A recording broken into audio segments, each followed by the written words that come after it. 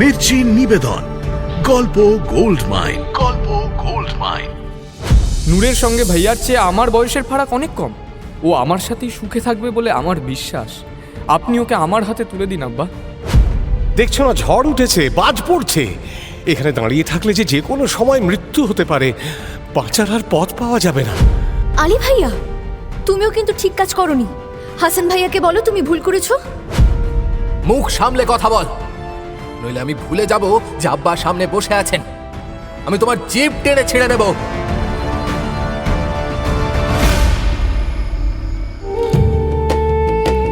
মির্চি গল্প gold mine শুনছেন আরব্য রজনী। আজ শুনবেন সুন্দরী নূরের ৩ আশিক পর্ব ১।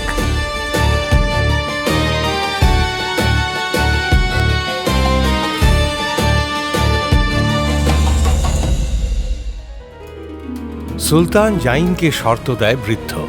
একজন পঞ্চদশী শুদ্ধ কুমারীর বিনিময়ে ৭ম হীরক কন্যা দান করবে সে। বন্দা মুবারককে সঙ্গে নিয়ে বহু সন্ধানের পর পঞ্চদশী শুদ্ধ কুমারী লতিফাকে খুঁজে পায় সুলতান জাইন। তাকে নিয়ে ত্রিভুজ দ্বীপে উপস্থিত হতেই লতিফা কেঁদে ওঠে, প্রশ্ন করে সুলতানকে, তার মানে আমি যে এতকাল আমার কুমারিত্ব রক্ষা করলাম, সেটাই আমার অপরাধ? তার জন্যই আমার এই চরম শাস্তি?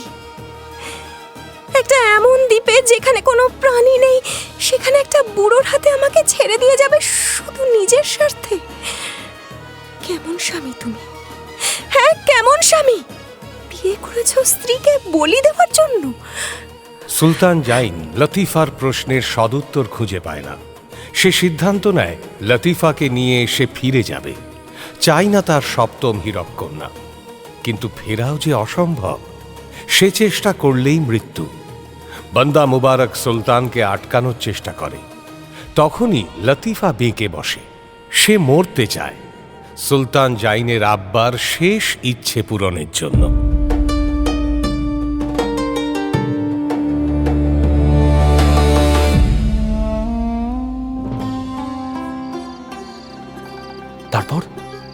তারপর কি হলো বেগম? সুলতান জাইন নিশ্চয়ই লতিফাকে ছেড়ে আসে না ওই দ্বীপে।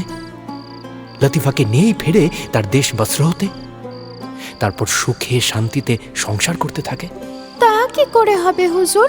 ভুলে গেলেন একবার ওই দ্বীপে পা রাখলে কাজ না সেরে আর ফেরার সুযোগ নেই।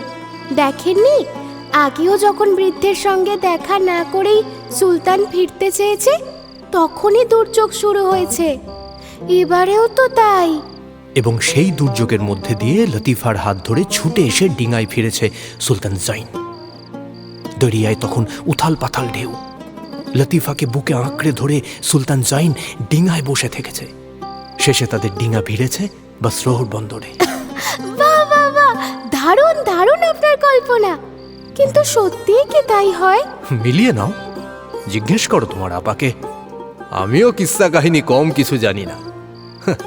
সব প্রেমের কাহানিতে শেষে আর যাই হোক নায়ক নায়িকার জয় হবেই। তারা সুখে শান্তিতে সংসার করে, তাদের বাচ্চা কাচ্চা হয়। আরে এই জন্যেই তো মানুষ এত খেটে খুঁটে প্রেম করে, এত ঝক্কি পোহায়। প্রেমের নিশান অন্তত ৪-৫টা বাচ্চা কাচ্চা না হলে প্রেম করে আর সুখ কি? ও তুমি এখন বুঝবে না দুনিয়াজাদ, আর একটু বড় হলে বুঝবে। সবার ভাগ্যে কি জোটে সেই সুখ জাহাপানা? কি বললে বেগম? গোস্তাকি মাফ হুজুর, বলছিলাম কাহানিটা বলি এবার। হ্যাঁ আপা, শুরু করো। মানে হুজুরের অনুমতি থাকলে আর কি। আমি তো অনুমতি দিয়ে বসে আছি সেই কখন থেকে। শুরু করো। জি হুজুর। তো শেষ মুহূর্তে যখন সুলতান জাইন সিদ্ধান্ত নেয় যে সে লতিফাকে নিয়ে ফিরে যাবে, তখনই একে একে বাধা আসতে শুরু করে। প্রথম বাধা হয়ে দাঁড়ায় আবহাওয়া। প্রথমে হাওয়া প্রবল হয়, তারপর সেই হাওয়া ঝড়ে বদলে যায়। প্রবল ঝড়, সঙ্গে বজ্র বিদ্যুৎ সহ বৃষ্টি, এবং সে বাজগুলো মারাত্মক। সোজা এসে তাদের চারপাশে পড়তে থাকে। চোখ ঝলসে যায় তাদের।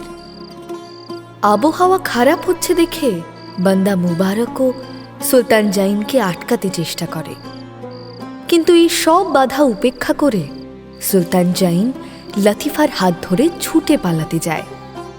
তখনই আসে তৃতীয় বাধা। সেই বাধা উপেক্ষা করতে পারে না সুলতান জাইন। লতিফা বেঁকে বসে, সে ফিরতে চায় না, হাত ছাড়িয়ে নেয় সুলতান জাইনের। সুলতান জাইন ছুটে গিয়ে লতিফার গাল দুটো দু হাতে ধরে পাগলের মতো বলে, ফিরে চলো লতিফা, তাড়াতাড়ি ফিরে চলো, দোহাই, আর দেরি করো না, আর দেরি করা যাবে না। আমি যাব না, ফিরবো না, আমি মরবো। কি পাগলামি করছো লতিফা? দেখছো না ঝড় উঠেছে, বাজ পড়ছে। এখানে দাঁড়িয়ে থাকলে যে কোনো সময় মৃত্যু হতে পারে, বাঁচার আর পথ পাওয়া যাবে না। বাঁচতে চাই না, বাঁচতে চাই না আমি সুলতান। জীবনের প্রথম দেখা পুরুষকে নিজের স্বামী হিসেবে গ্রহণ করছিলাম, তাকে আপন করে নিয়েছিলাম, বিশ্বাস করেছিলাম, ভরসা করেছিলাম। আর সে আমাকে ধোঁকা দিল। কার জন্য বাঁচবো আমি? কার সুখে সুখী হব? এই কদিনে কত স্বপ্ন দেখেছিলাম তাকে সুখী করার, সব সব সব আমার সব। লতিফা, আমি তোমার অপরাধী, আমাকে শাস্তি দিও, নিজেকে নয়। দোহাই তোমার, ফিরে চলো। না না না না, আমি মরতে চাই, আমি মরতে চাই, আমি মরতে চাই। সুলতান জাইনের নাগাল থেকে ছিটকে বেরিয়ে যায় লতিফা। ঝড় বৃষ্টির মধ্যে সে ছোটে দ্বীপের আরো গভীরে। সুলতান জাইন চিৎকার করে ওঠে, লতিফা, লতিফা! লতিফার পিছন নেয় সে। সুলতান জাইনের পিছনে ছোটে বৃদ্ধ বান্দা মুবারক। দু কদম চলে পড়ে যায় বৃদ্ধ। হঠাৎ এক তীব্র আলোর ঝলকানি আসমান থেকে নেমে আসে জমিনে। লতিফাকে গ্রাস করে সেই আলো। আলোর তীব্রতায় চোখ বন্ধ করে নেয় সুলতান জাইন। প্রচণ্ড শব্দে কানের দফা রফা হয়ে যায়। শব্দ এবং আলো একসঙ্গে যেন সরাসরি আক্রমণ করে সুলতান জাইনের মস্তিষ্কে। মুহূর্তের জন্য স্তব্ধ করে দেয় সুলতানকে। স্তব্ধতা কাটিয়ে পরিস্থিতি বুঝতে সময় নেয় সুলতান। তার চোখের সামনে দুর্যোগ খুব দ্রুত কেটে যায়। আবার সূর্য দেখা যায় আকাশে। আবার সব ঠিক আগের মতো হয়ে যায়। বৃদ্ধ বান্দা মুবারক এসে দাঁড়ায় সুলতানের পিছনে। কান্নায় ভেঙে পড়ে সুলতান। বুক ফাটা কান্নার শব্দ মেশে দ্বীপের মৃদুমন্দ বাতাসে। বৃদ্ধ বান্দা তার মালিককে সান্ত্বনা দেওয়ার ভাষা হারিয়ে ফেলে। স্তম্ভিত হয়ে দাঁড়িয়ে থাকে সে।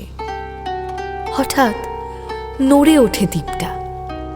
শঙ্কিত বান্দা সুলতানকে ডাকে, হুজুর, হুজুর, হুজুর! সে ডাকে সাড়া দেয় না সুলতান। সে তার প্রিয়ার বিরহে ব্যস্ত। প্রিয়ার শোকে দেহের শেষ রক্তবিন্দুকেও চোখের পানি করে বের করে দিতে উদ্যত সে। তার অজ্ঞাতে তারই চোখের সামনে আবার কখন হীরককন্যা হেফাজতকারী বৃদ্ধ এসে দাঁড়িয়েছে জানতেই পারে না সে। জানতে পারে যখন বৃদ্ধ তাকে ডাকে, বেটা জাইন। চমকে মুখ তোলে সুলতান জাইন। তাহলে কি সে বৃদ্ধ তাকে খুন করতে এসছে তার গোস্তাকির জন্য? চোখের সামনে বৃদ্ধকে দেখে কান্না থেমে যায় সুলতানের। এই প্রথম তার মৃত্যুকে ভয় করে না। ইচ্ছা করে মৃত্যুকে আলিঙ্গন করতে। দুহাত তুলে সে বলে, হুজুর, আমি প্রস্তুত। কিসের জন্য বেটা? মৃত্যুর জন্য। মৃত্যু? কার মৃত্যু? আমার। কেন? আমি যে আপনার শর্ত পূরণ করতে পারলাম না হুজুর। কে বলেছে? বুঝেছি, ওই দেখো। বৃদ্ধ হাতের ইশারা করে। বৃদ্ধের ইশারায় দৃষ্টি ফেরাতেই সুলতান জাইন দেখে এক উজ্জ্বল গোলাপি আলোক বলয়ের মধ্যে নিশ্চিন্তে ঘুমিয়ে আছে লতিফা। লতিফাকে দেখেই সুলতান ছুটে যায় তার কাছে। তাকে আঁকড়ে ধরার চেষ্টা করে, কিন্তু পারে না। যতবারই তাকে ধরতে যায় ততবারই ফসকে যায়। বৃদ্ধ হেসে বলে, বড্ড ভালোবেসে ফেলেছিলে মেয়েটাকে, তাই না বেটা? বিদ্যুৎ বেগে বৃদ্ধের দিকে ফিরে যাইন। বৃদ্ধের চোখের দিকে তাকিয়ে শান্ত হয়ে যায় মুহূর্তে। বৃদ্ধের চোখে চোখ রেখে খুব শান্ত স্বরে নিজের ভুল স্বীকারের ভঙ্গিতে বলে, আমি তো ভালোবাসিনি, ও বেসেছিল আমাকে। জানেন আমাকে ও ভরসা করত। জানি, আমি সব জানি। মুবারক। হুকুম জাহাপানা। আর দেরি করো না, তোমার মালিককে নিয়ে ফিরে যাও। ওর ফেরার আগেই আমি সপ্তম হীরককন্যা পৌঁছে দেব ওর পাতাল কক্ষে। সালতানিয়াত খোয়ালেও বোধহয় সুলতান জাইনের এত দুঃখ হতো না। যেদিন সে জানতে পেরেছিল তার প্রজারা তার সঙ্গে বেঈমানি করেছে, সেদিনও এত দুঃখ হয়নি তার। এই প্রথম কোনো কাজে সফল হয়েও বড় দুঃখ হয় সুলতান জাইনের।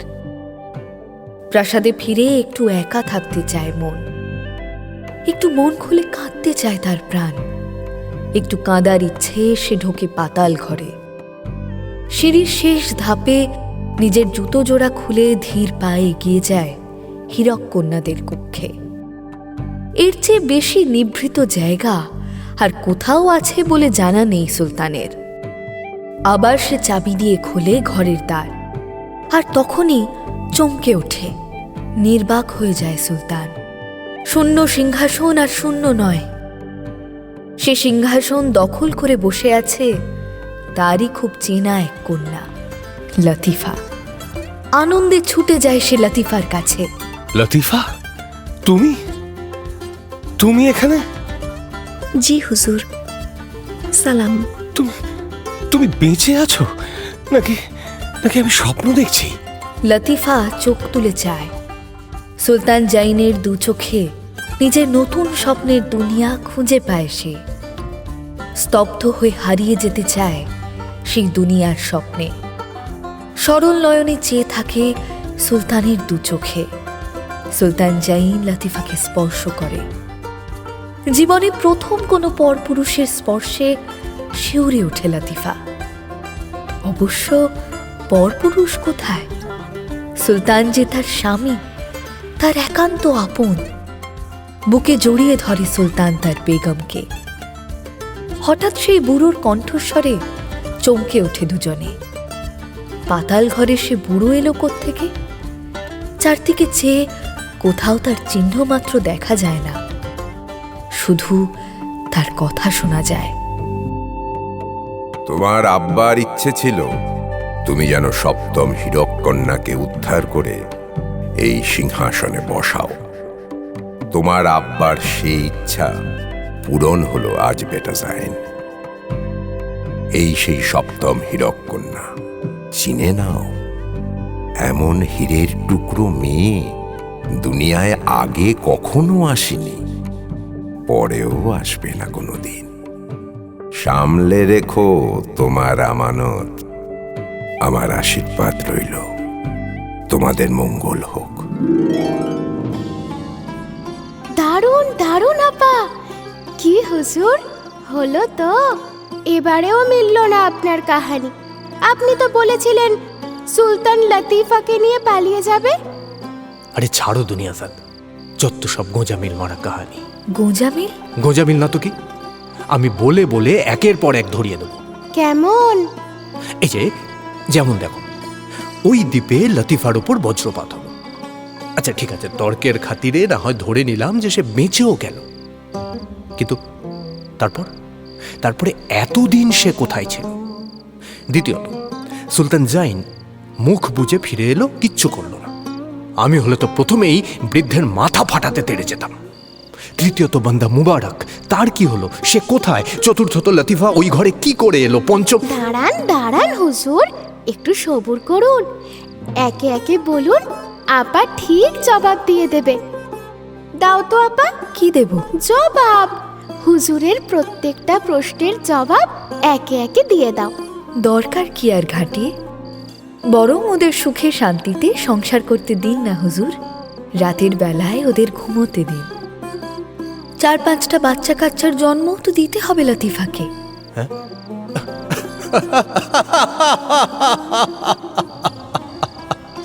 ভালো এড়িয়ে গেলে তো বেগম। ভালো ভালো, ঠিক আছে। এবার এবার পরের কাহিনী ধরো তাড়াতাড়ি। পরের কাহিনী? হ্যাঁ, সেটাই তো দস্তুর। রাত বাকি, সুতরাং নতুন কাহিনী শুরু করো। কিন্তু যদি ভোরের মধ্যে শেষ না হয়, আপনার হুকুমের কি হবে? চিন্তা করো না বেগম, যেদিন রাত আর কাহিনী একসঙ্গে শেষ হবে সেদিন আমার হুকুম তামিল হবে। নাও, শুরু করো। তার মানে রোজ রাতে আমাকে কাহিনী শুনিয়ে যেতে হবে? সেটাই আমার আদেশ। ঘুম যখন ভুলিয়েছ আমার, তখন শুরু করো। জি হুজুর।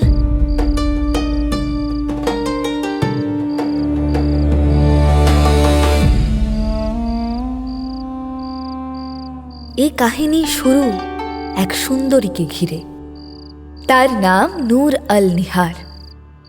তার আব্বার দাদা ছিল দেশের সুলতান। সুলতান এবং তার বেগমের কোনো মেয়ে ছিল না, ছিল 3 ছেলে, আলী, হাসান এবং হুসেন। হুসেনের জন্ম দিতে গিয়ে বেগম প্রায় মরতে বসেছিল। বিদেশ থেকে হাকিম আনিয়ে চিকিৎসা করে সুলতান তাকে বাঁচিয়ে তোলে। কিন্তু হাকিম স্পষ্ট বলে দেয় যে বেগম ভবিষ্যতে আর মা হতে পারবে না। এদিকে সুলতান ও তার বেগমের বেজায় মেয়ের শখ। একটি মেয়ে সন্তানের জন্য তারা বহু স্বপ্ন দেখত। হাকিমের কথা শুনে তারা বেশ মুষড়ে পড়ে। সালতানিয়াতে মন উঠে যায় সুলতানের। বেগমও তার ছেলেদের প্রতি উদাসীন হয়ে যায়। তারা কি খাচ্ছে, কি পড়ছে, কিছুতেই যেন কোনো আগ্রহ থাকে না তার। এমন সময় নূরের জন্ম হয়। নূরকে প্রথম দেখেই সুলতান ও তার বেগম ভালোবেসে ফেলে। সুলতান তার ভাইকে ডেকে বলে, শোনো, তোমার মেয়ে তোমারই থাকবে। তোমাকেই আব্বা বলবে, তোমার বিবিকেই আম্মি ডাকবে। কিন্তু তার সব দায় দায়িত্ব আমাদের। আমরা তাকে মানুষ করব, সে আমাদের কাছে থাকবে। এমন সৌভাগ্য যে মেয়ের ভাগ্যে জুটবে সেটা ভাবতেই পারেনি সুলতানের ভাই। প্রথম সন্তান মেয়ে হওয়ায় সে বেশ বিরক্তই হয়েছিল তার বিবির ওপর। আড়ালে আবডালে দুঘা বসিয়েও দিয়েছিল বিবির পিঠে। কেন? এতে বিবির কি দোষ? সবই তো আল্লাহর দান, বিবির কি? সে কে কাকে বোঝায়। মেয়ে হয়েছে তাই খুশি হয়নি, এবার রাগটা তো দেখাতে হবে কারোর উপর। সদ্যজাত সন্তানকে আঁকড়ে ধরে থাকা মায়ের চেয়ে বেশি দুর্বল দুনিয়ায় আর কে? তাই যত দোষ মায়েদেরই হয়। আল্লাহর কথা তখন কি আর মনে থাকে? হ্যাঁ বেগম, তুমি ঠিকই বলেছ। আর আশ্চর্য কি জানো দুনিয়াজাত, কি? যুগ যুগ ধরে এই অন্যায় ঘরে ঘরে চলে আসছে, এর কোনো প্রতিকার নেই। কেন? আইন করে বন্ধ করা যায় না? না, মানুষ ভুলে যায় যে সেও জন্মেছে তার মায়ের গর্ভে। আইন থাকলেও সে আইন মনে করে নিজেকে সামলে নেওয়া তো অনেক দূরের কথা। তাহলে উপায়? মানুষ যেদিন বুঝবে, একমাত্র সেই দিনেই অন্যায় বন্ধ হবে। আর সেই দিনের অপেক্ষা করা ছাড়া আর কোনো উপায় নেই। কিন্তু আমাদের আব্বা তো আমাদের আম্মিকে এমন মারধর করেনি। সবাই তো এক নয় দুনিয়াদার। এই যেমন ধরো এই সুলতান, এর আবার মেয়ের শখ ছিল। তারপর কি হয় বেগম? সুলতানের ভাই তার মেয়েকে পুরোপুরি তার দাদার হাতে তুলে দেয়। মেয়ে থাকতে শুরু করে সেই দাদার ঘরে। দাদার ঘরেই বড় হয়ে উঠতে থাকে সে। আদর যত্নও কম কিছু পায় না, আবার সব ছন্দে চলতে শুরু করে। সুলতানেরও মন ফেরে সালতানিয়াতে। বেগমও সব দিকে খেয়াল রাখতে শুরু করে। একই সঙ্গে হেসে খেলে 4 ভাই বোন বড় হতে থাকে। ভাই বোনদের মধ্যে ভালোবাসা ও নিখাদ। একদিন সকালবেলা সুলতান বসে আছে তার প্রাসাদের অলিন্দে। শরীরটা জ্বরে কাহিল বেশ। অলিন্দে সকালের মিঠে করা রোদ এসে পড়েছে। বেশ আরাম লাগছে রোদে পিঠ দিয়ে বসতে। এমন সময় তার 3 ছেলে একটা ময়ূরের পালক নিয়ে ছুটতে ছুটতে প্রাসাদে এসে ঢোকে। তারা তাদের আব্বাকে দেখতে পায় না, কিন্তু তাদের সুলতান আব্বা তাদের দেখতে পায়। সুলতান দেখে 3 জনের মধ্যে বেশ রেষারেষি শুরু হয়ে গেছে পালকটাকে নিয়ে। এ ওকে মারছে, ও একে মারছে, একেবারে চরম অবস্থা। সুলতানের কৌতূহল হয়, এমন কি হলো যে 3 ভাই নিজেদের মধ্যে মারামারি শুরু করেছে? এমন তো তারা নয়।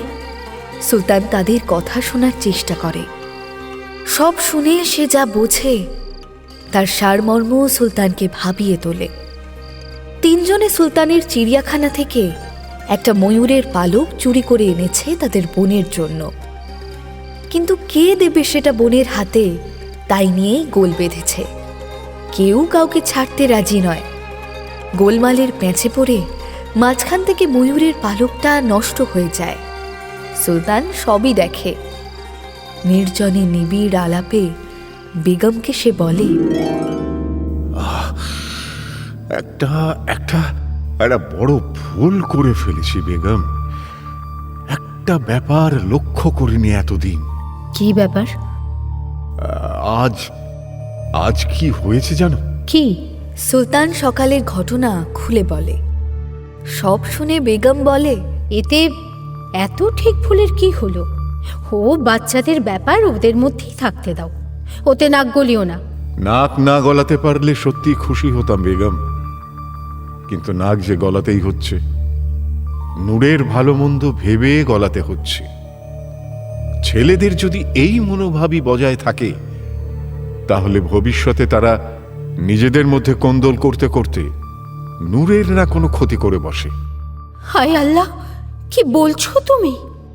সুলতান ভুল কিছু বলে না। যত দিন যেতে থাকে ততই যেন নূরকে নিয়ে 3 ছেলের মধ্যে প্রতিযোগিতা বাড়তে থাকে। 3 জনের মধ্যে সম্পর্কে নানা জটিলতা সৃষ্টি হতে থাকে। সুলতান ও তার বেগম সবকিছুই জানতে পারে, কিন্তু দোষ দেবে কাকে? নূরকে। সেই যে সুলতান ও তার বেগমের বাঁচার রসদ। ওর মতো ভালো মেয়ে যে দুনিয়ায় দুটো নেই। যেমন মিষ্টি তার স্বভাব, তেমনি সুন্দর তার রূপ, আর তেমনি সরল তার মন। তার কাছে তার 3 ভাই সমান। সে 3 জনকেই ভালোবাসে মনে প্রাণে। তাদের মধ্যে ঝগড়া হলে সে মিটিয়ে দেওয়ার চেষ্টা করে। আলী ভাইয়ার কাছে ক্ষমা চাও বলছি হাসান ভাইয়া, নইলে কিন্তু খারাপ হয়ে যাবে। ক্ষমা চাইবো কেন? আমি কি দোষ করেছি? ওই তো আমাকে মারলো প্রথমে। আমি মারলাম? মিথ্যে বলছিস দিন দুপুরে? নূরকে মিথ্যে কথা বলছিস? আলী ভাইয়া, তুমিও কিন্তু ঠিক কাজ করনি। হাসান ভাইয়াকে বলো তুমি ভুল করেছো। আমি বলবো না। ওরা তোর কথা মানবে না নূর, ছেড়ে দে। আর মানবে কেন? তোকে ভালোবাসলে তো মানবে। চুপ কর হুসেন। কে বলেছে আমি নূরকে ভালোবাসি না? জানিস আমি তোদের সবার থেকে বেশি ভালোবাসি নূরকে। না, আমি তোমাদের থেকে ওকে বেশি ভালোবাসি। না, আমি। কি হচ্ছে কি এসব? তোমরা আমার কথা শুনবে না তো? ঠিক আছে, এই আমি চললাম। আমি তোমাদের সঙ্গে আর কথা বলবো না, কোনোদিনও না। নূর, নূর, বেহেন, নূর, নূর শোন, বেহেন আমার শোন। ভাইরা তো কেউ কাউকে রেয়াত করে না বিন্দু মাত্র। তাদের মধ্যে সম্পর্ক দিন দিন খারাপ বই ভালো হয় না। সবেরই খবর রাখে সুলতান ও তার বেগম। শেষে সুলতান বেগমে পরামর্শ হয়।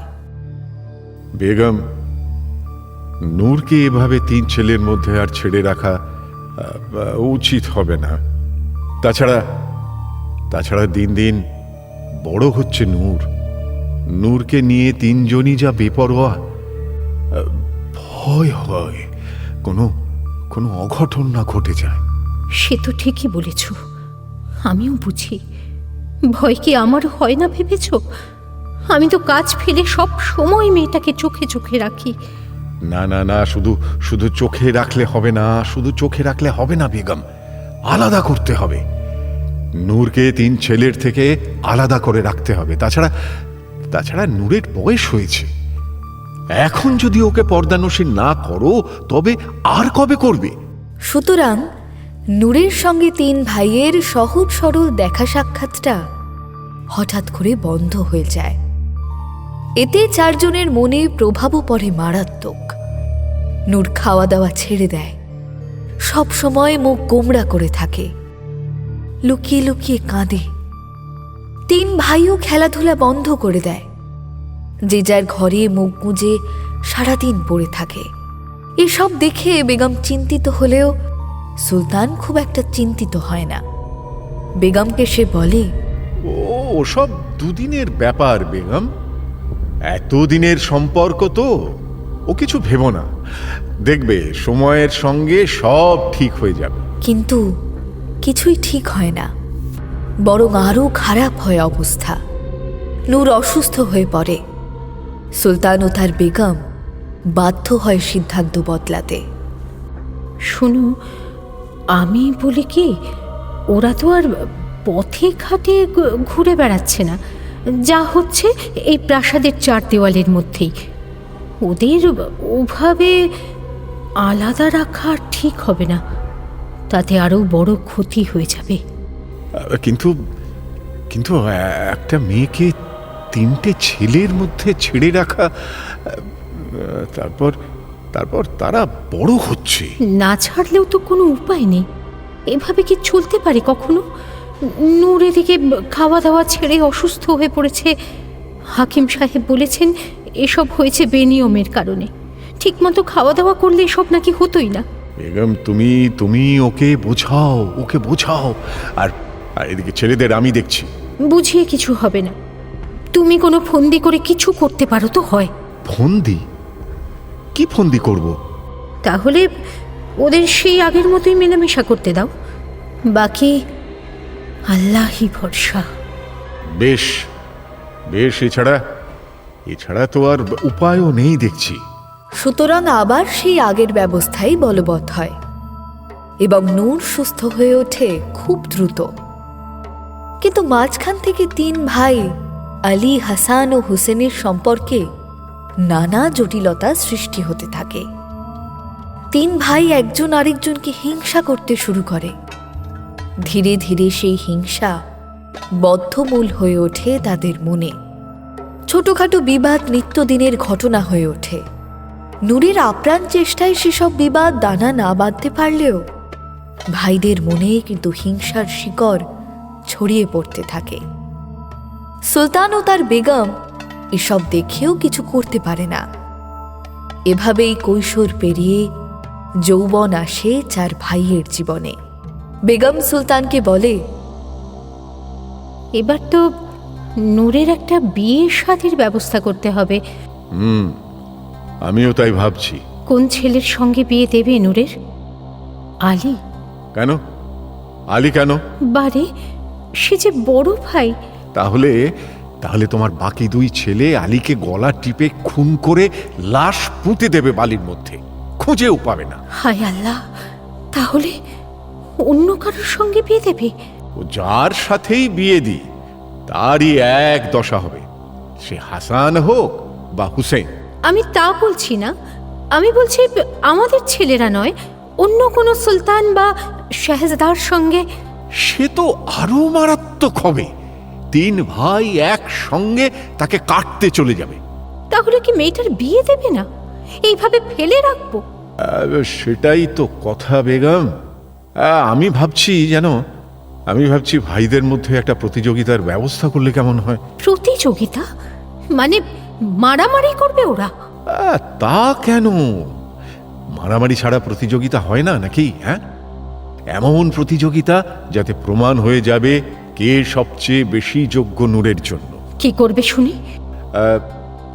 সেটা তোমার ছেলেদেরই বলবো, তোমাকে বলে কি লাভ। পরিকল্পনা মাফিক সুলতান তার তিন ছেলেকে ডেকে বলে, শোনো, নূর বড় হয়েছে, আমি ঠিক করেছি নূরের বিয়ে দেব। নূরের বিয়ের কথা শুনেই তিনজন নিজেদের মতো স্বপ্ন বুনতে শুরু করে। সুলতান তাদের তিনজনের চোখের দিকে তাকিয়ে স্পষ্ট বুঝতে পারে মনের কথা। সে বলে, কিন্তু নূরের মতো মেয়েকে তো আর যে সে ছেলের হাতে তুলে দিতে পারি না, যোগ্য পাত্র চাই।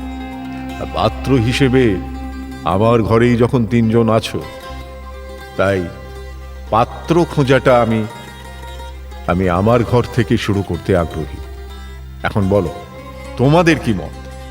সুলতানের কথা শুনে বড় ছেলে আলী বলে, আপনি কিচ্ছু চিন্তা করবেন না, নূরকে আমি সারা জীবন সুখে রাখবো, আমি কথা দিচ্ছি।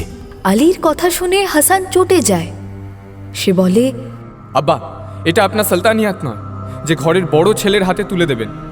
বিয়ে শাদির ক্ষেত্রে বয়স একটা বড় ব্যাপার।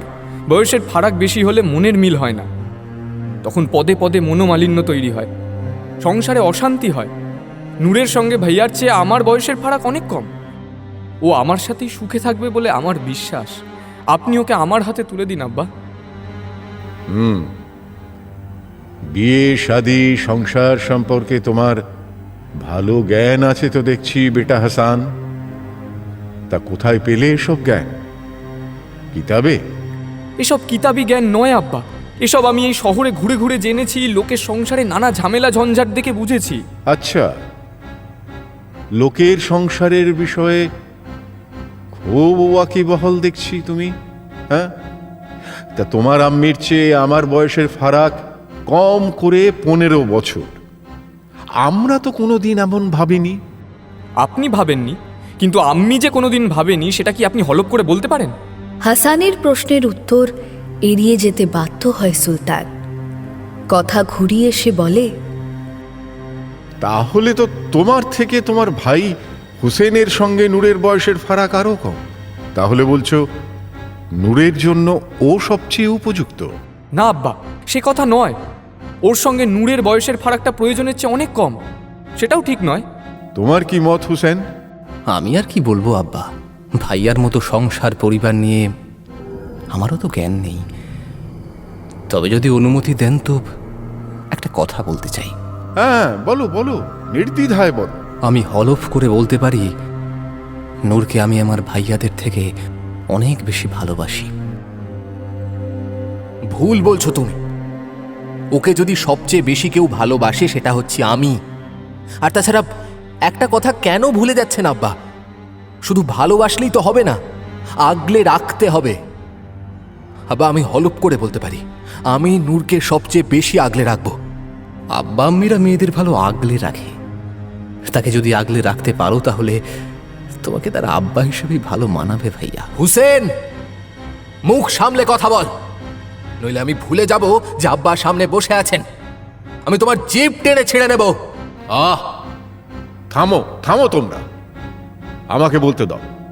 আমি নূরের অভিভাবক, সুতরাং আমার সিদ্ধান্তই শেষ সিদ্ধান্ত হবে, সেটা তো তোমরা মানবে। জি আব্বা। জি আব্বা। জি আব্বা। তোমরা 3 জনেই আমার সন্তান। আমার কাছে তোমরা কেউ কম কেউ বেশি নও, সুতরাং আমার পক্ষে সঠিক সিদ্ধান্ত নেওয়া সম্ভব হবে না।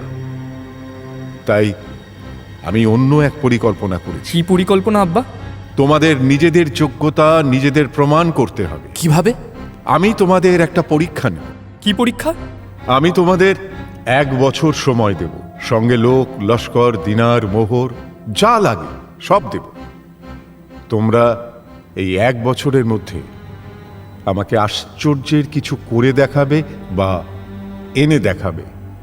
যার কীর্তি বা জিনিস সবচেয়ে বেশি আশ্চর্যের হবে, আমি নূরকে তারই হাতে তুলে দেব। বলো, রাজি? রাজি। আমিও রাজি। এবার বলো, তোমরা এখানে বসেই কিছু করবে নাকি বিদেশে যাবে? এখানে বসে আশ্চর্যের কোনো কীর্তি করার মতো কিছুই নেই আব্বা। আর এখানকার জিনিসপত্র সব মামুলি। আশ্চর্যের কিছু থাকলে তো জোগাড় করে এনে দেখাবো আপনাকে। শুনেছি সওদাগরেরা বিদেশে সওদা করতে গিয়ে নানান আশ্চর্যের কীর্তি করে, নানান সব জিনিসও খুঁজে পায়। আমি বিদেশেই যাব ওদের মতো। আমাকে লোক লস্কর ঘোড়া মোহর আপনি দিন, আমি যাত্রা করি। বেশ, তাই হবে। আর তোমরা দুজন? ভাই যা বলছে ভুল কথা নয়, আমিও বিদেশে যাব আব্বা। বেশ। আর আলী, তুমি? আমার ওই এক কথা, বিদেশেই যাব। যাক, শুনে খুশি হলাম যে একটা বিষয়ে অন্তত তোমরা একমত হয়েছ, তিনজনেই বিদেশে যাবে। এমন মতের মিল তো তেমন একটা দেখা যায় না এখন তোমাদের। সে যাই হোক, তাহলে কালই বেরিয়ে পড়ো, আমি ব্যবস্থা করে দিচ্ছি। বেরিয়ে পড় বলতেই তো আর বেরিয়ে পড়া যায় না। তিন ভাই ঝোঁকের বসে খুব তো বিদেশে যাওয়ার সিদ্ধান্ত নিয়ে বসে, কিন্তু নূরের মায়া কাটিয়ে 1 বছরের জন্য যাবে কে? তারপর যদি কোনো বিপদ হয়, যদি তারা না ফেরে, সুতরাং প্রাসাদের অন্দরমহলে নেমে আসে দুঃখের ছায়া। নূর কেঁদে ভাসায়, নূরকে সান্ত্বনা দেয় তিন ভাই। দূর পাগলি, আরে কাঁদে নাকি, দেখবি আমি ঠিক ফিরে আসব। কিন্তু আমি যে তোমাদের ছাড়া 1 বছর কেন, 1 দিনও বাঁচবো না ভাইয়া। কেন বাঁচবি না? বাঁচতেই হবে তোকে, আমরা তো তোর জন্যই এত সব করছি। হাসানের শেষ কথাটা নূরের বুকে শেলের মতো বেঁধে। তার জন্যই সুখের আশ্রয় ছেড়ে তার 3 ভাইকে বিদেশে যেতে হচ্ছে। না জানি কি বিপদ আছে বিদেশে। সে আরও কেঁদে ফেলে। তার মাথায় হাত বুলিয়ে হোসেন বলে, কাঁদিস না নূর, কাঁদিস না, দেখবি আমি ঠিক ফিরে আসব। আরে 1 বছর তো দেখতে দেখতে কেটে যাবে, ফিরে এসেই আমি তোকে শাদি করে নেব, আর তোকে আমি কখনো দুঃখ পেতে দেব না, দেখিস। না, আমি শাদি করব নূরকে। ছাড়ো ছাড়ো, তোমাদের মুরদ আমার জানা আছে। নূরকে তো আমিই শাদি করব। আমি শাদি করব না, আমি না না, তোমরা কেউ না, আমি। নূরকে সান্ত্বনা দিতে এসে 3 ভাই ঝগড়া বাঁধিয়ে বসে। বিরক্ত ও হতাশ নূর কাঁদতে কাঁদতে ছুটে চলে যায়। 3 ভাই সেটা লক্ষ্যও করে না। তারা তখন ব্যস্ত নিজেদের মধ্যে ঝগড়ায়। পরদিন ভোর হতেই 3 শাহেজাদা লোক লস্কর তল্পিতল্পা নিয়ে প্রস্তুত হয়। সুলতান তাদের বিদায় দেয়। বেগম তাদের মাথায় চুমু খেয়ে সাফল্য কামনা করে, কিন্তু নূর আসে না সামনে। তাকে খুঁজেও পাওয়া যায় না। সারা প্রাসাদে হুলস্থুল কাণ্ড বেঁধে যায়। তন্ন তন্ন করে খুঁজেও নূরের কোনো সন্ধান মেলে না। সুলতান ও বেগম শঙ্কিত হয়ে ওঠে। শেষে বেগম নূরকে খুঁজে পায় চিলেকোঠার ঘরে। তার ভাইয়ারা তার জন্য অপেক্ষা করছে, সেই কথা বলতেই নূর কেঁদে ওঠে। সে বেগমকে বলে,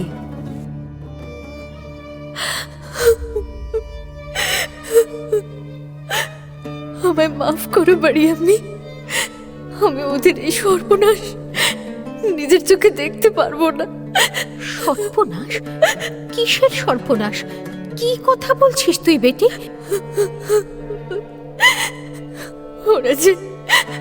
ওরা যে আজ আমারই জন্য ঘর ছেড়ে যাচ্ছে, আমি ওদের ঘর ছেড়ে করলাম।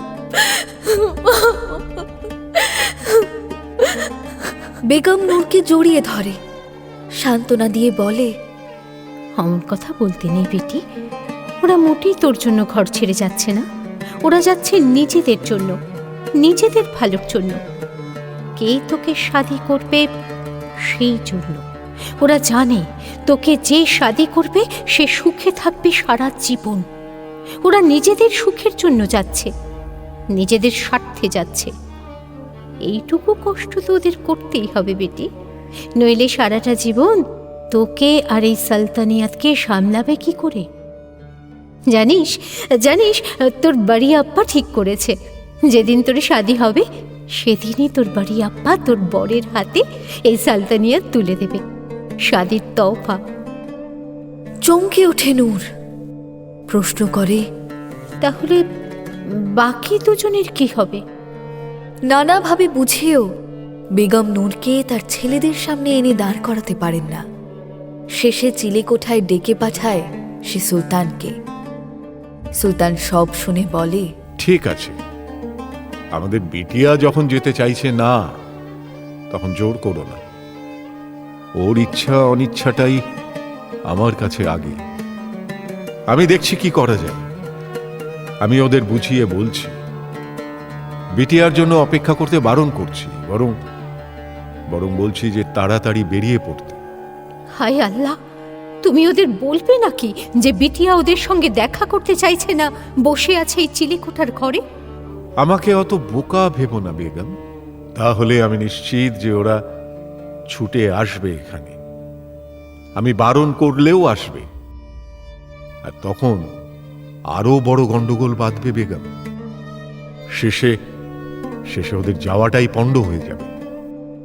সুলতান ঠিক করে যে ছেলেদের নানা কথায় ভুলিয়ে বিদায় করে দেবে, কিন্তু নূর যে চিলেকোঠায় সেটা বলবে না।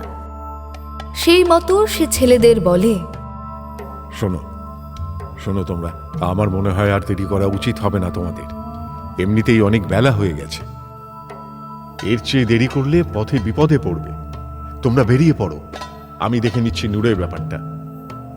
আপনি তো জানেন আব্বা যে সে চিলেকোঠায় বসে কাঁদছে, আম্মি এখনো ওখানে তার পাশে বসে আছেন। চমকে ওঠে সুলতান। মুহূর্তে নিজেকে সামলে নিয়ে দৃঢ়ভাবে বলে, হ্যাঁ হ্যাঁ, জানি জানি জানি সে চিলেকোঠায়, এবং আমি তার সঙ্গে কথা বলে এলাম। তো তাতে কি? তাহলে আমরা কি একবার তার সঙ্গে দেখা করতে পারি না যাত্রা শুরুর আগে? তাকে আসতে হবে না, আমরাই যাব চিলেকোঠায়। না না কেন? নূর এখনো আমার হেফাজতে, আমি ওর অভিভাবক। সুতরাং তার ব্যাপারে কিসে হ্যাঁ বলবো আর কিসে না, সে কৈফিয়ত আমি তোমাদের দেব না। এবং ভুলে যেও না, এখনো তোমাদের অভিভাবকও কিন্তু এই আমি তোমাদের আদেশ করছি, বেরিয়ে পড়ো। আর দেরি করো না, দেরি করো না। মনে রেখো, মাত্র 1 বছর সময় আছে তোমাদের হাতে। 1 বছর পরে ফিরে এসো। যে সবচেয়ে আশ্চর্য কীর্তি করতে পারবে বা আশ্চর্যের জিনিস আনতে পারবে, তার হাতে আমি নূরের হাত নিজে হাতে তুলে দেব। খুদা হাফেজ। সুলতানের এমন কঠোর নির্দেশের পরে ছেলেদের আর কিছু বলার থাকে না।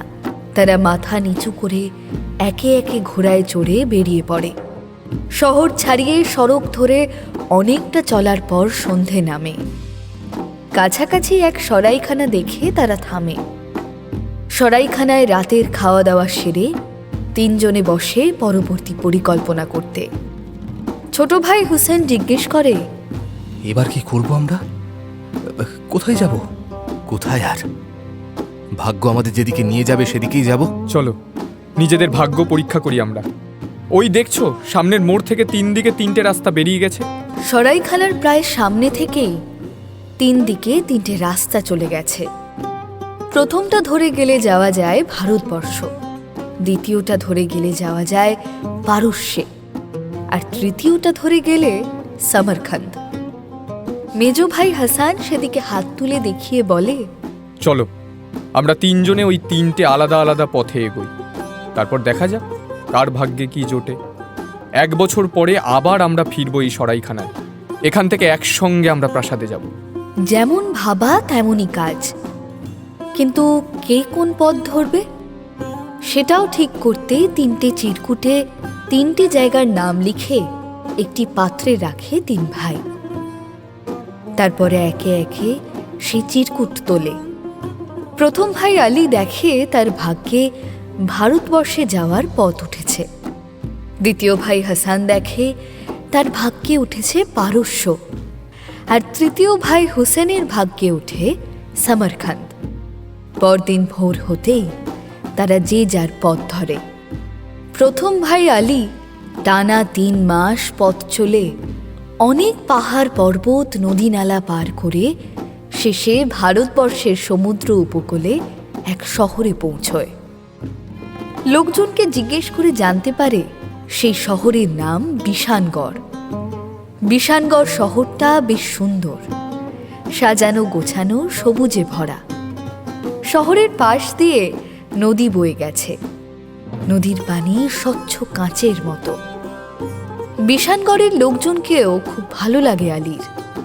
যেমন মিষ্টি ব্যবহার, তেমনই সুন্দর তাদের বেশভূষা, ঘর বাড়ি, আদব কায়দা।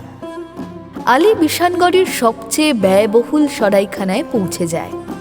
নিজের এবং নিজের লোক লস্করের থাকার উদ্দেশ্যে সে গোটা সরাইখানাটাই 6 মাসের জন্য ভাড়া করে নেয়। সরাইখানার একটা বড় ঘর নিজের জন্য পছন্দ করে সে। ঘরে ঢুকে পোশাক বদলে নরম বিছানায় বসতেই ঘুম এসে যায় তার। সে শুয়ে ঘুমিয়ে পড়ে।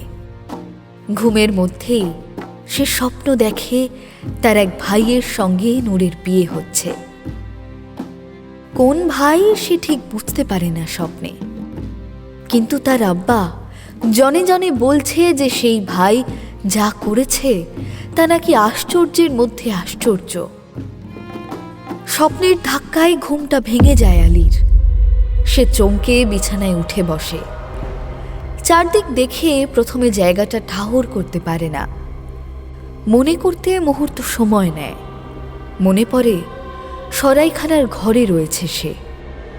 সে নিজের মনেই বলে, না, এভাবে ঘুমোলে চলবে না। 3 মাস কেটে গেছে, হাতে আর বেশি দিন সময় নেই। আমাকে এখনই বেরোতে হবে। কিছু একটা করতেই হবে, নইলে ওরা আমার নূরকে ছিনিয়ে নেবে আমার থেকে। কিন্তু কি করি? আলী ভেবে পায় না কি করবে। অনেক ভেবে সে ঠিক করে একবার বিশানগড় শহরটা ঘুরে দেখবে সে। যদি তেমন কিছু সন্ধান না পায় তাহলে বিশানগড় ছেড়ে অন্য শহরে যাবে। সন্ধ্যা নেমেছে তখন। বিশানগড়ে বসেছে মহা মেলা। সরাইখানার জানলা দিয়ে মেলাটা দেখেই আলী সিদ্ধান্ত নেয় মেলাটা একবার ঘুরে দেখতে হবে। যদি কিছু পাওয়া যায়, অন্তত কোনো সন্ধান বা সূত্র। আলী আর দেরি করে না। সঙ্গী সাথীদের সরাইখানায় ফেলে একাই এসে ঢোকে মেলায়। চারদিকে হরেক জিনিস বিক্রি হচ্ছে। বখাটে ছেলের দল একরকম পাতার ভেপু নিয়ে ভোঁ ভোঁ করে বাজাচ্ছে আর এদিক সেদিক ঘুরছে। সুযোগ পেলে লোককে বিরক্ত করছে। আলীর ইচ্ছে হয় ছেলেগুলোর কান ধরে টেনে দুঘা বসিয়ে দিতে পিঠে। কিন্তু বিদেশে এসে প্রথম দিনই গোলমাল বাঁধানো ঠিক নয়। সুতরাং সে ছেলেগুলোকে পাশ কাটিয়ে অন্যদিকে চলে যায়। একদিকে বিক্রি হচ্ছে কাচের চুড়ি। চুড়িগুলোকে দেখে আলীর মনে পড়ে নূরের কথা। কিন্তু নূরের হাতের মাপ কত জানে না সে। তবুও আন্দাজে নানা মাপের নানা রঙের চুড়ি কিনে ফেলে আলী নূরের জন্য। একদিকে দেখে ঝিনুকের গলার হার, কানের দুল ইত্যাদি বিক্রি হচ্ছে। আলী তাও কেনে নূরের জন্য। এভাবে ঘুরতে ঘুরতে মেলার শেষে এসে এক অদ্ভুত বিক্রেতাকে দেখতে পায় আলী। এক গালিচা নিয়ে যান 30,000 মোহর, 30,000 মোহর, 30,000 মোহর। নিয়ে যান। সে বসে আছে একটা ছোট্ট গালিচা নিয়ে। গালিচাটা হাত 3 লম্বা আর হাত 2 মতো চওড়া। তেমন কিছু কারুকার্য করা নেই গালিচায়। খুব সাধারণ সাদামাটা গালিচা। সেই গালিচার দাম হাঁকছে লোকটা 30,000 মোহর। স্বাভাবিকভাবেই খদ্দের জুটছে না তার। আলীর খুব কৌতূহল হয়, এমন একটা গালিচার দাম এত। সে বিক্রেতাকে জিজ্ঞেস করে, হ্যাঁ গো, তোমার এই গালিচার দাম কত? কেন শুনলে না? কালা নাকি? চেয়ে কোথায় আমার গলা দিয়ে প্রাণটাই বেরিয়ে আসে আর কি। আর তুমি কিনা শোনোনি? না শুনবো না কেন, শুনেছি ঠিকই, কিন্তু বিশ্বাস করতে পারছি না যে এটাই গালিচার দাম। কেন বিশ্বাস না হওয়ার কি আছে? এই গালিচার দাম 30,000 মোহর হতে পারে না বুঝি? তাহলে শোনো, এই গালিচার মালিক তো আমায় 40,000 মোহরে বিক্রি করতে বলেছিল এই গালিচা, সঙ্গে 1,000 আমার দালালি। কিন্তু কাল সারাদিন বসে চেঁচিয়ে হয়রান, তবু এটা বিকোতে পারলাম না। তাই গালিচার মালিক বলল 30,000ও যদি হয় তো বেচে দিতে। তাই আমি 30,000ই হাঁকছি। নিজের দালালিটাও বাদ দিয়েছি। এখন এটা বেচে দিতে পারলে বাঁচি আমি। আচ্ছা, তোমার এই গালিচা 30,000 কেন? এদেশে কি গালিচা পাওয়া যায় না? পাওয়া যায় না? এই বিশনগড়ে তুমি নতুন নাকি? হ্যাঁ, আজই তো এসেছি। তাই বলো। জানো এই বিশনগড়ে গালিচার কারখানা আছে? হ্যাঁ, পারস্যের গালিচা কি দেখেছ? একবার যদি বিশনগড়ের গালিচা দেখো না, অন্য গালিচা চোখেই ধরবে না। তো এই বুঝি সেই গালিচার নমুনা? না না না, ওসব সাধারণ গালিচা আমি বিক্রি করি না। এ হলো জাদু গালিচা। জাদু গালিচা মানে? মানে আর কি, এই গালিচায় জাদু আছে, স্পষ্ট কথা। দেখো ভাই, আমি স্পষ্ট কথার মানুষ। জাদু আছে বলেছি মানে এই গালিচায় জাদু আছে, ব্যাস। আর বকিও না তো আমাকে। চেঁচিয়ে চেঁচিয়ে এমনি আমার জেরবার দশা। আরো কতক্ষণ এভাবে চেঁচাতে হবে জানি না। তুমি যদি দেখাতে পারো এই গালিচায় কি জাদু আছে, তাহলে আর তোমাকে চেঁচাতে হবে না। আমি তোমার গালিচা ওই 40,000 মোহরেই কিনে নেব, আর সঙ্গে তোমায় 1,000 নয় 5,000 মোহর দালালি দেব। মস্করা হচ্ছে আমার সঙ্গে? হ্যাঁ, মস্করা হচ্ছে। যাও যাও, ফটো তো ফটো। 40,000 মোহর, দেখে বুঝতে পারি না?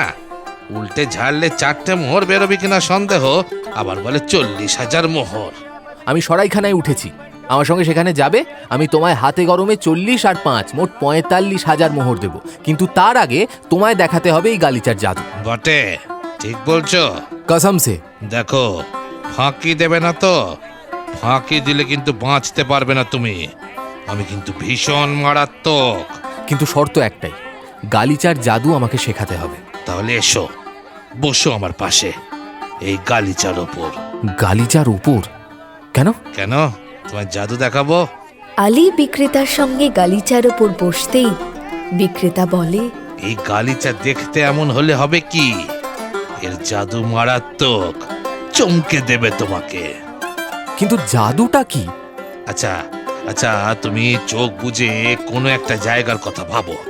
ভাবো ভাবো ভাবো, যেখানে যেতে ইচ্ছে করছে তোমার, সেই জায়গার কথা ভাবো। ভাবো না। যেখানে যেতে ইচ্ছে করছে? তাহলে কাছে পিঠে ওই ওই সরাইখানার কথাই ভাবি। কিন্তু ভেবে কি হবে? আরে দেখোই না কি হয়, চোখ বুজে ভাবো। কিন্তু চোখ বুঝলে দেখবো কি করে? বাবা হয়ে গেলে চোখ খুলো, তখন চোখ খুলে ড্যাব ড্যাব করে চোখ ভরে দেখো। এই, তুমি চোখ বোঝো, আমিও বুঝলাম। এবার ভাবো তুমি তোমার সরাইখানার কথা। আলী চোখ বুজে সরাইখানার কথা ভাবতেই বিক্রেতা বলে ওঠে, হয়ে গেছে হয়ে গেছে, চোখ খোলো এবার। আলী চোখ খুলে দেখে সে সরাইখানায় তার ঘরে চলে এসেছে। আরে তাজ্জব তো, আমি তো এই ঘরের কথাই ভাবছিলাম। তাহলে দেখলে তো আমার গালিচার কামাল। কি এবার মানবে তো যে আমার গালিচার জাদু জানে? আচ্ছা, এই গালিচায় কি আমি যেখানে খুশি যেতে পারি? যেখানে খুশি, যখন খুশি, সব জায়গায় যেতে পারো। নিমেষের মধ্যে তোমাকে এই গালিচা নিয়ে যাবে সেখানে। আমি আমার দেশে, মানে আমার বাড়িতে ফিরে যেতে পারি? পারো, অবশ্যই পারো। যেখানে ইচ্ছা নিমেষের মধ্যে চলে যেতে পারো, তবে আমার দাম মেটানোর পর। ভুলে যেও না, তুমি কিন্তু 45,000 মোহর দেবে বলেছ। সে তো দেব, কিন্তু আমার বাড়ি কিন্তু অনেকটা পথ, এখান থেকে 3 মাস লাগে যেতে। আরে দূর, বলছি না নিমেষের মধ্যে যেখানে ইচ্ছে যেতে পারো। শুধু গালিচায় বসে ভাবতে হবে সেই জায়গাটার ছবি, তাহলেই চলে যাবে নিমেষে। তোমার ভাবনার সাথে সাথে এই গালিচা তোমায় সেখানে নিয়ে যাবে। কই, এবার দাও তো, আমার দাম মিটিয়ে দাও, আমি বাড়ি ফিরি। সে কখন বেরিয়েছি বাড়ি থেকে, এতক্ষণে সবে বউনি হলো। নাও না, তাড়াতাড়ি করো, এবার আমায় ফিরতে হবে। আলী দাম মিটিয়ে দেয়, গুনে গুনে 45,000 মোহর। তারপর গালিচাটায় বসে নিজে একবার পরীক্ষা করে নেয়। 3 মাস আগে 3 রাস্তার মোড়ে যে সরাইখানা থেকে তারা 3 ভাই আলাদা হয়েছিল, সেই জায়গাটার ছবি চোখ বুজে ভাবতেই হঠাৎ তার খুব গরম লাগতে শুরু করে। সে চোখ খুলে দেখে সত্যিই সে ফিরে গেছে সেই সরাইখানায়। আবার সে চোখ বুজে বিশানগড়ের সরাইখানার কথা ভাবতেই ফিরে আসে বিশানগড়ের সরাইখানার ঘরে। আলী খুব যত্নে গালিচাটা ভাঁজ করে তুলে রাখে। তার চিন্তা দূর হয়, সে আল্লাহকে ধন্যবাদ জানায়। তারপর রাতের খানা খেয়ে শান্তিতে ঘুমিয়ে পড়ে। রাতে স্বপ্ন দেখে নূরের সঙ্গে তার শাদী হচ্ছে। নূর তাকে স্বামী হিসেবে স্বীকার করছে। কবুল কবুল কবুল। কি হলো বেগম, থামলে কেন? ভোর হয়ে গেছে হুজুর। রোজকার সেই এক কারনামা, আজও বেঁচে গেলে বেগম। রাতে শুনবো বাকি ভাইদের কি হলো।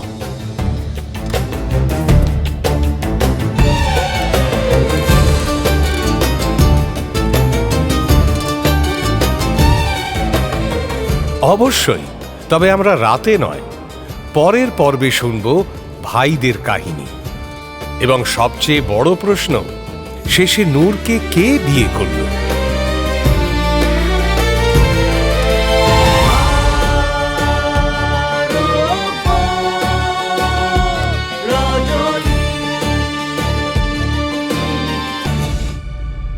মির্চি গল্প গোল্ড মাইনে শুনলেন আরব্য রজনী। গল্প পাঠে শেখর, শাহরিয়ার, অমিত দে, দুনিয়াজাদ, বর্ণালী দে বর্মন, শেহরাজাদ, সাঁজবাতি দাস, সুলতান জৈন, শেখর, মুবারক, অর্ঘ্যমাল্য মাইতি, ত্রিভুজ দ্বীপের বৃদ্ধ, দেবাশিস দত্ত, লতিফা, সঙ্গীতা গাঙ্গুলি, সুলতান, পার্থ রয়, বেগম, দেবযানী রায়গুপ্ত, আলী, সায়ন্তন ঘোষ, হাসান, স্বরূপ সরকার, হুসেন, আলাপন মুখার্জি, নূর, অধ্যায় সাহা, বিক্রেতা রামস্বরূপ গাঙ্গুলি।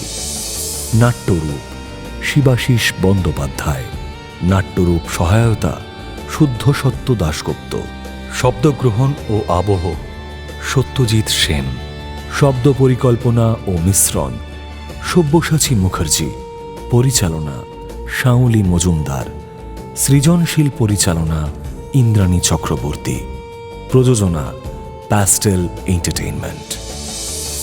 মির্চি গল্প গোল্ড মাইন আপনার জন্য exclusively Mirchi Bangla YouTube channel এবং গানা অ্যাপে।